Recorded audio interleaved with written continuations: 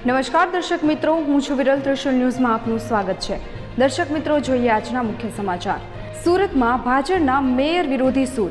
ભાજપ વિરોધી સૂર સમગ્ર સુરત શહેરમાં જોવા મળી રહ્યો છે. સત્તાધીશો તેમજ અધિકારીઓ જાડી ચામડીના થઈ ગયા છે એવું કહેવામાં કોઈ અતિશયોક્તિ નથી. ચોમાસું શરૂ થઈ ગયું છે ત્યારે લોકોના પ્રશ્નોના નિકાલમાં કંઈ પણ ન હોય તે પ્રકારની સ્થિતિનું નિર્માણ થતું દેખાઈ રહ્યું છે. વિશેષ કરીને જ્યારે શહેરના મેયરના અડાજણ વોર્ડમાં જ લોકો વિકાસના કામોથી વંચિત રહી જતા હોય તો અન્ય વોર્ડમાં કયા પ્રકારની સ્થિતિ હશે તે સમજી શકાય છે.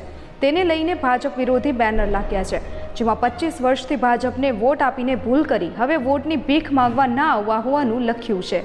અમદાવાદમાં હવે ચોર, મકાન, બંગલા અને ઓફિસની સાથે સાથે પોલીસ ચોકી પર પણ હાથફેરો કરવા લાગ્યા હોવાની ચોંકાવનારી વિગતો સામે આવી છે.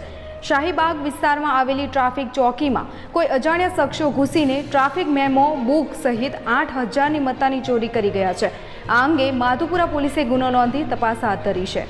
હવામાન વિભાગની આગાહી મુજબ ચોમાસાએ સમગ્ર ગુજરાત રાજ્યને કવર કરી લીધું છે અને હવે ચોમાસું કચ્છ સુધી પહોંચ્યું છે.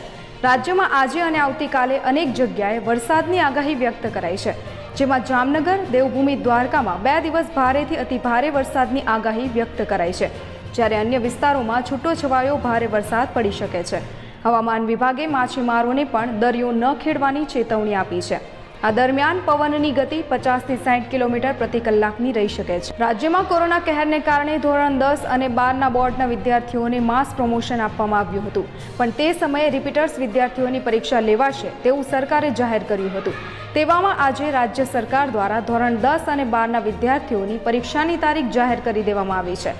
આગામી 15 જુલાઈના રોજ ધોરણ 10 અને 12ના રિપીટર વિદ્યાર્થીઓની પરીક્ષા લેવાશે. સુરત શહેર માટે વધુ એક ગૌરવ સમાન વાત સામે આવી છે. દેશમાં સ્માર્ટ સિટીઝમાં દેશમાં 100 શહેર પૈકી પ્રથમ તબક્કાના 20 શહેરોમાં સુરત શહેર પ્રથમ ક્રમે આવ્યું છે.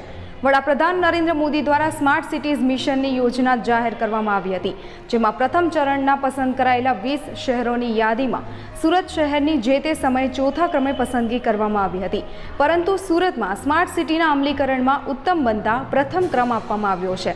આ સાથે જ અમદાવાદ શહેર ચોથા નંબરે આવ્યું છે. જો વિડીયો ગમ્યો હોય તો વિડીયો લાઇક કરવાનું ભૂલાય નહીં અને તમારા મિત્રોને પણ શેર કરજો. અને હા, તમારો અભિપ્રાય પણ અમને કોમેન્ટ બોક્સમાં જણાવજો કે અમારો આ પ્રયાસ તમને કેવો લાગ્યો. દરરોજના મુખ્ય સમાચાર મેળવવા માટે અમારી ચેનલ ત્રિશુલ ન્યૂઝ સબસ્ક્રાઇબ કરવાનું ભૂલાય નહીં. અને જો આ વિડીયો તમે ફેસબુકમાં જોઈ રહ્યા છો તો વિડીયો લાઇક કરી દેજો. અને હા, સાથે સાથે અમારા ત્રિશુલ ન્યૂઝ પેજને પણ લાઇક કરી દેજો. ધન્યવાદ.